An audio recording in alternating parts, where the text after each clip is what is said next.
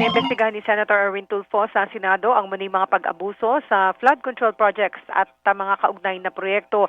Sa resolusyon na inihain ukol dito, tinukoy ni Tulfo na sa pambansang budget ngayong taon, binigyan ang DPWH ng 248.08 billion pesos para sa flood management program. Bukod pa ang 244 billion pesos para sa flood management program din noong 2024. Ipinunto sa resolusyon na sa kabila ng nasabing mga pondo, naranasan pa rin ang matitinding mga pagbaha sa iba't ibang bahagi ng bansa nung dumaan ang mga bagyo at habagat. Tinukoy din ang pag-amin ng DPWH noong August 2024 na wala silang integrated flood control master plan sa kabila ng bumahang pondo para sa flood control sa mga nagdaang taon. Indikasyon na umano na may pagkukulang sa pagpaplano, implementasyon at sa pagiging epektibo ng mga flood mitigation measures ng pamahalaan. Sabi ni Tulfo, Senator Erwin, hangad sa gagawing investigasyon na magkakaroon ng assessment at determinasyon sa mga flood control projects at magrekomenda ng pagbuo at pagpapatupad ng kaukulang master plan para rito.